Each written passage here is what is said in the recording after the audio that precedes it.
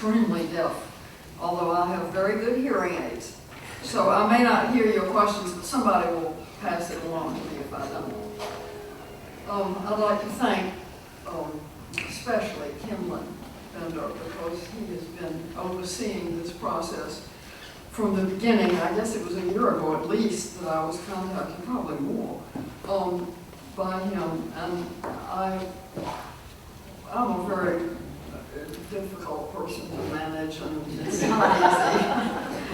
And I always have all these needs and wishes and complaints and problems, and I'm extremely grateful that I've had a wonderful time here. I really have. It's been stressful because I don't write lectures easily, but I'm very impressed with Baylor and with the faculty here, and I know that I would be impressed with the students if I hung around longer. I wish I could.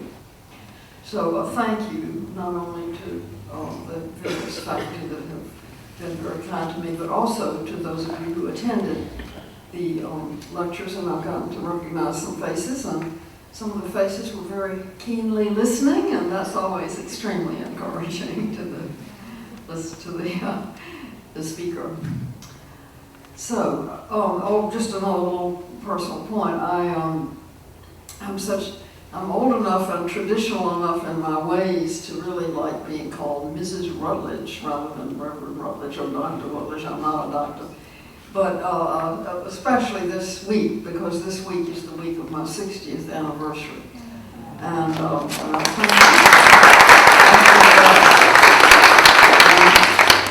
it would certainly be true to say through many dangerous toils and snares. And that's the truth. Marriage is hard work. But I'm so grateful that we're still a couple and that our grandchildren can think of us that way. What a blessing, really. Thank you. All right, questions and answers. Mrs. Rutledge, thank you so much for coming here. You mentioned in your first lecture the importance of recovering pre-modern exegetical traditions for interpreting Scripture in the church today. And I was just wondering, are there any particular pre-modern interpreters that you find uniquely compelling or helpful? Oh, Augustine. Of course, Augustine. I mean, Augustine, it comes to everyone's mind first, but I also very much like Athanasius and Irenaeus and the Cappadocian Fathers. Augustine eclipses everybody because he's so modern, but also he was so great. And he's endless. I think you do have to be choosy. For instance, Irenaeus. There's a lot in Irenaeus that I don't find interesting or compelling or useful in modern life. So I just read him for the parts that really are gripping about recapitulation. Maybe somebody who has a greater feel for Irenaeus could explain to me about the other parts. And I think the same with Athanasius. I'm selective in reading them, but those are the main ones that occur to me. Who else? John of Damascus. He's later. John of Damascus, great work. What is the name of it? Oh, come on. What? The Orthodox faith? Yes, thank you. Thank you. That is a really important, basic text that everyone should read to be theologically educated. Would you agree? Amen. Can I get an amen? Thanks for asking. Did I leave out somebody? Probably did. Aaron Zimmerman. Mrs. Rutledge, a pleasure to see you. You still owe You me. can call me Fleming. Oh, I know. I didn't want to be presumptuous.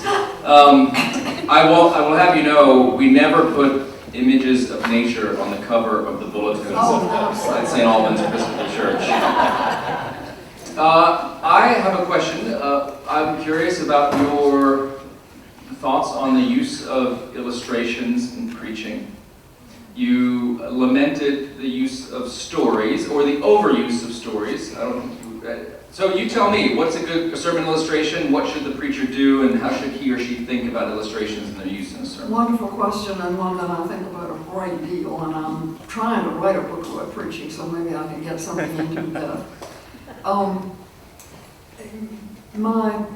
great homiletics professor, Edward Stanley, who most of you probably have never heard of, but he was one of the most famous preachers in the United States in the 50s and 60s. He was on the radio all the time, Protestant hour. And he was absolutely crucial to my development as a preacher. I won't go into that now, but I'd just like to pay tribute to him because I had so many important mentors, but he was certainly one of them. And he said, memorably, do not let the illustration dominate the sermon. Be very sparing in your use of illustrations. And I surely learned what he meant. I preached a sermon once at Grace Church in New York, and some people who from a fairly high and mighty academic setting came to hear my sermon and brought their wives, and they were all wives, I think, in that case. And afterwards, the wives particularly just flocked around me and said, oh, that was so wonderful. We love the story about the boots. I won't tell the story about the boots, but... And then years later, they were still talking about the story I told about the boots. And I thought, dear Lord, deliver me from ever doing that again. Because nobody seemed to remember anything about the sermon except the story about the boots, which I do tell a good story, I think. And it probably took up a considerable amount of time, and I'll learn my lesson. I think illustrations should be used very sparingly, and only if they are really powerful and unique. And I think it's better if they're not about you, not about the preacher. I was greatly helped. I do tell the same stories over and over because they are the same stories then that have influenced me now. I was having lunch with a much younger clergyman in New Orleans. I remember what coffee shop we were in and where we were sitting. And he was telling me about a professor he had at Virginia Seminary, not a homiletics professor, who told him something in 3 words that he remembered: never say I. And I thought, I might try that, preaching sermons without saying I. I think it strengthened my sermons a lot.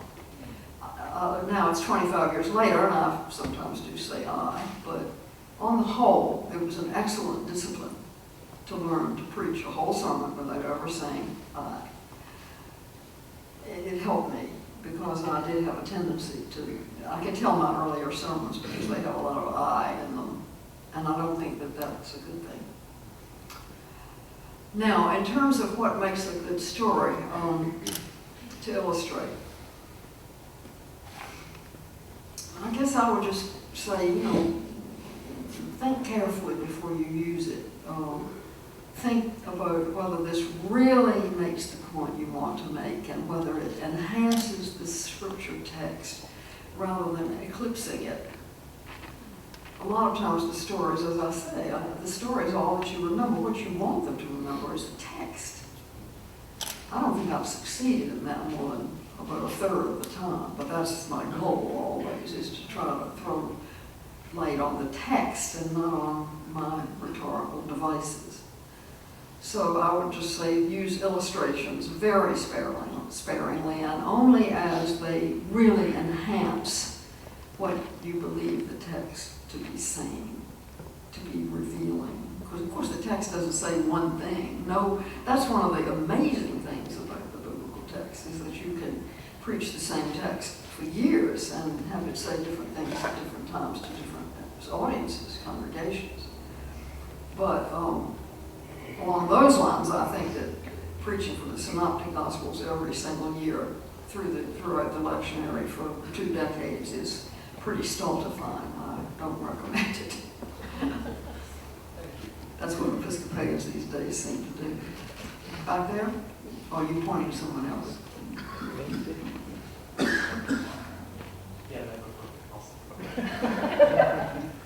Is this on? Oh, it is. My question is also about preaching. I have, especially preaching endings, the Baptist tradition has a really strong emphasis on discipleship, that we are a believer's church, and that believing entails following Christ. So when I preach a lot of sermons, people are expecting many times, what then should they do? Yes. And how do we recognize the right order of things, that our salvation comes from outside ourselves, that God is truly acting, all the incredibly powerful things that you mentioned, and recognize that flows out into Christian life without just turning God or the gospel into something useful or a principle which shapes our lives or life advice? How do we recognize the discipleship element for a congregation that is looking, what therefore do I do, while still maintaining the power of the gospel, the word working, as you put it? That is an extremely interesting, challenging, important question, which I probably will be thinking about for some time to come as I try to write this book about preaching. I'm not really, my grandmother used to take me to the Southern Baptist Church in Franklin, Virginia, and I think I got a lot of my faith that way. But I didn't realize that that was, that short definition, we're a disciples church, and that people really do want to know how to be disciples and what to do. And that's very interesting because there's a concreteness about it that is challenging to me. My mind to me, I'm not going to be able to give you a full answer because I haven't thought about it in quite that way. My mind goes back to a story, to an incident, a series of incidents involving a lot of people that are actually well known to some of the people in this room. I might even name them. The gospel at Grace Church in New York was preached in a sort of hyper-Lutheran way with a very sharp distinction made between the law and the gospel. And I can tell you it was extremely powerful.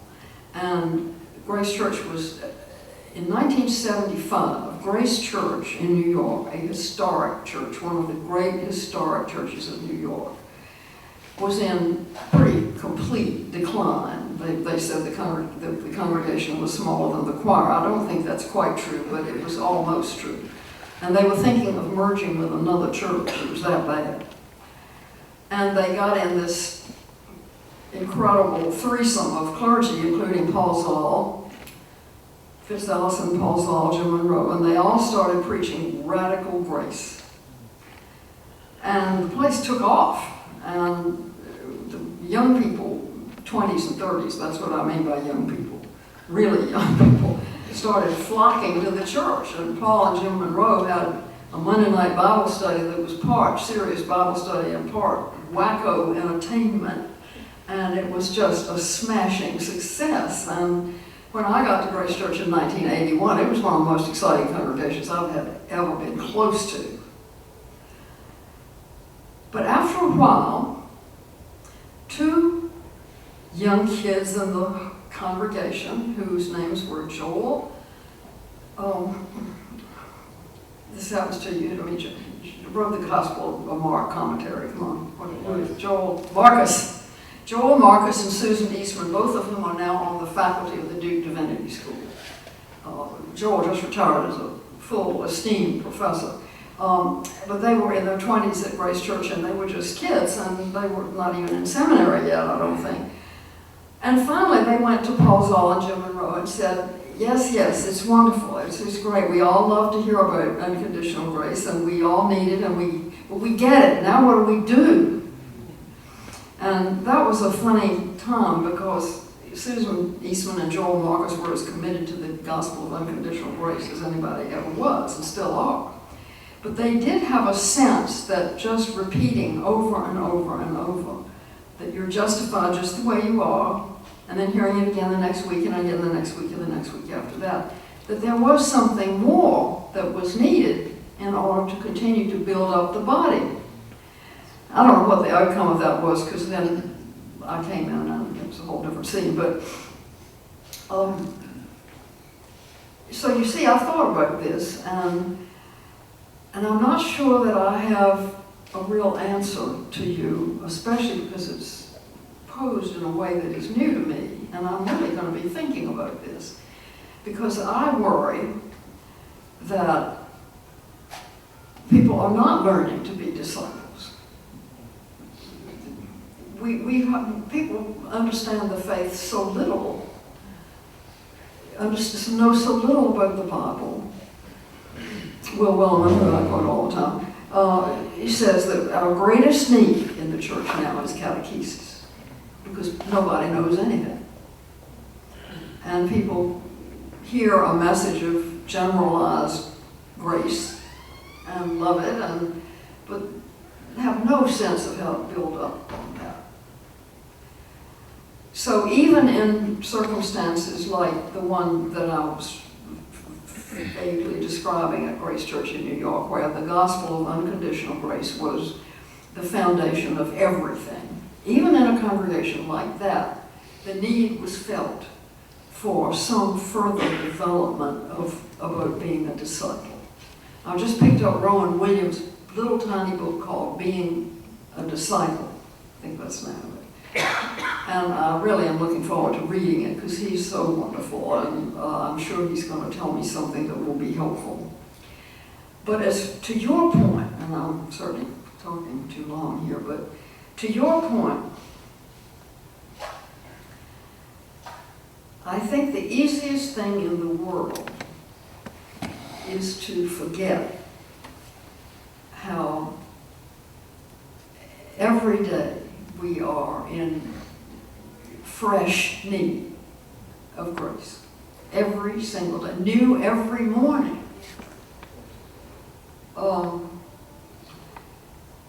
I'm concerned about the current trends in spiritual development because I think they give people the impression that you can make progress. I don't think they can make any progress at all.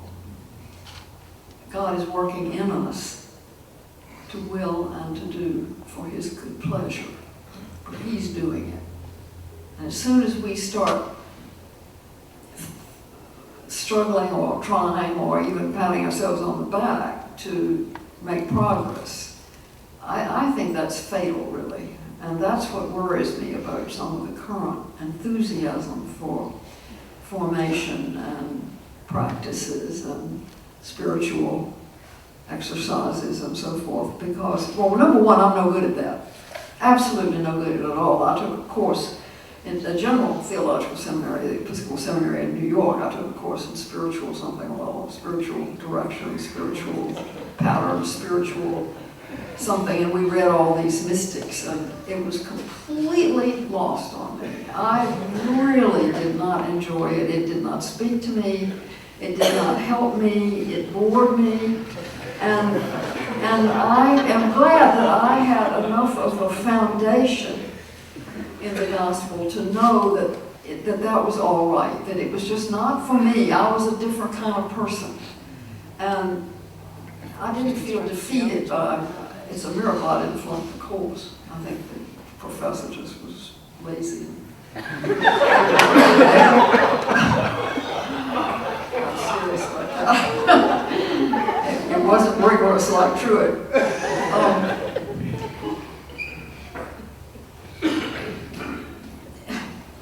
I worry about too much emphasis on what we are supposed to do because it fosters a kind of, number one, it fosters anxiety. And number two, it fosters self-righteousness. And those two things are different, obviously. You sort of fight against each other. I'm just wandering on here. I find it a very, very interesting question, and I am going to be thinking about it more.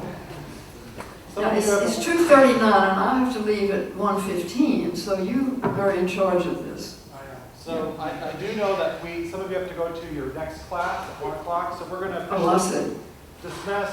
We'll take one more question, but we're officially excused if you need to leave for your 1 o'clock. People can certainly stay. We'll take one more question. If you want to. I won't be offended if you leave. I'll try to give a shorter answer. Thank you again for coming. I want to say thank you.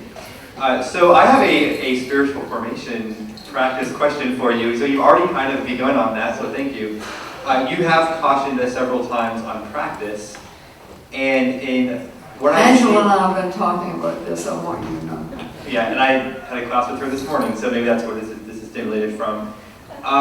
She's got her arms crossed. In my mind, there seems to be two emphasis when it comes to practice. One is that you wait for God to sort of show up. The other is that you do something to make God show up. But the third that I consider is God's immanence, and that if you can settle yourself, that you can be open to his activity already around you in the world, not so much making him do something as much as opening yourself up to the reality of what he's already doing or trying to do in the world. I'm not sure if that made any sense, but that, I want to know what you thought of that last one. I'm very familiar with that. I've been instructed on this by many people over many years, and I take it seriously, and I listen respectfully. But I have a more radical sense of God's activity. I don't think God waits for us to wait for him. I don't think God waits for us to be silent. I don't think God waits for us to do anything. He invades us when we are least likely to expect it. Now, I don't mean that I pray. I ask God to help me. I throw myself on his mercy.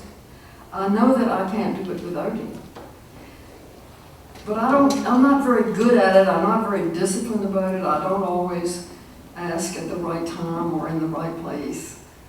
And he seems to keep doing it anyway.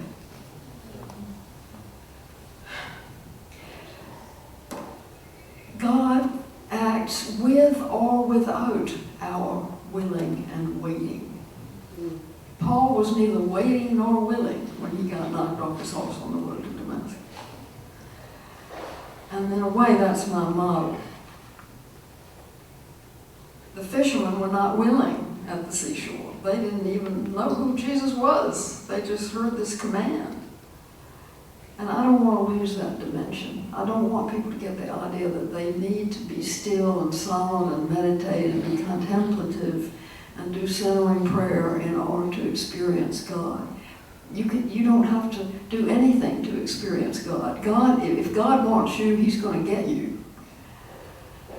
And if that makes you feel unwanted because he hasn't apparently been active in getting you, that's another problem. My mother was like that. I think about her all the time. She was always putting herself in the place where she could hear God or feel God or sense God working, and it never worked. She never could be a believer. And yet she kept on doing. She went to church every time it opened and so forth. I think about her all the time. Why did not God give her faith? I don't know. But I know she's all right. Because he is bigger than unbelief even. He's bigger than anything we can bring to him. I want to preserve that.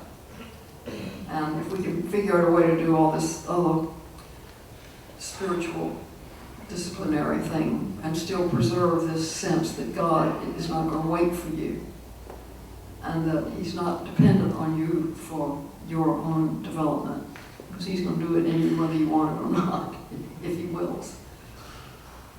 I just can't say often enough how empty I am a lot of the time, and how somehow God takes hold of me and gets me through it again. I have a very strong sense of that because I'm such an unspiritual person. I hope that's helpful. I don't know whether it is or not.